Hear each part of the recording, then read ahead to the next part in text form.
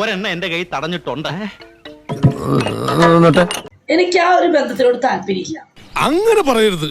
പരസ്യമായിട്ട് ഞാൻ സെക്സ് പറയണ അതൊക്കെ നാട്ടുകാർക്ക് അറിയാവുന്ന കാര്യമല്ല അല്ലേ. അല്ലാണ്ട് ഒരുത്തനെ വിളിച്ചിട്ട് വീഡിയോ കോൾ സെക്സ് പറയണില്ലല്ലോ. പബ്ലിക്കായിട്ട് പച്ചയ്ക്കാ പറയണേ.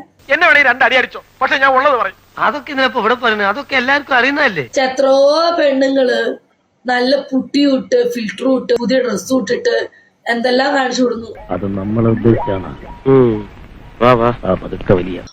അവരുടെ ബാക്കിൽ എന്തൊക്കെയായിരിക്കും കഥകൾ നിങ്ങൾ കണ്ടിട്ടുണ്ടാവും. ഇവള് പറഞ്ഞതിലും കാര്യമുണ്ട്. ചിലർ പാത്തും പതുങ്ങി വലിയ വലിയ ഹോട്ടലുകളിൽ പോയിട്ട് പണി കൊടുക്കുന്നവരായിരിക്കും. ചിലപ്പോ വണ്ടിയിൽ ഇരുന്ന് കുണ്ണം മുഞ്ചുന്നവളമാരായിരിക്കും. ഹോട്ടൽ റൂം ബുക്ക് ചെയ്യാൻ കാശില്ലാത്ത മൈരന്മാരാണെങ്കിൽ എന്താക്കും, വണ്ടിയിൽ ഇരുന്നായിരിക്കും ചെയ്യുക. എനിക്കെന്തോ പോലെ അടിമ പിടുത്തം, മൊലേമ പിടുത്തം, ഇതൊക്കെ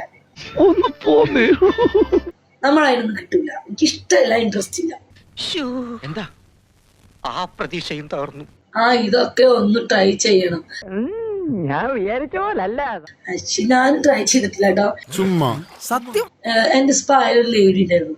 അവള് എന്താന്ന് വെച്ചാ തുറന്നു പറ, വെറുതെ സസ്പെൻസ് ഇടാതെ. ഇങ്ങനെ പുറത്തോളം ഒരു ഫ്രണ്ടിന്റെ കൂടെ പുറത്തുപോയി. എന്നിട്ട് ബോയ് ഫ്രണ്ട് വേറെ ഒരു ഫ്രണ്ട്.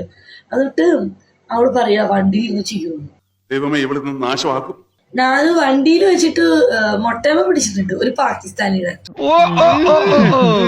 വണ്ടി വിളിച്ച പാകിസ്ഥാനി മൊട്ടേമ തിരിഞ്ഞുകൊണ്ടിരിക്കും. തങ്കക്കുറവേ, നമ്മൾ ഈ നാണം കേട്ടല്ലോ.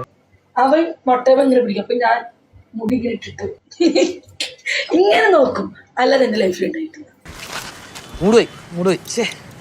എനിക്കൊരാഗ്രഹമുണ്ട്, വണ്ടിയിൽ ഇരുന്ന് എങ്ങനെയാന്ന് അത് നോക്കണം.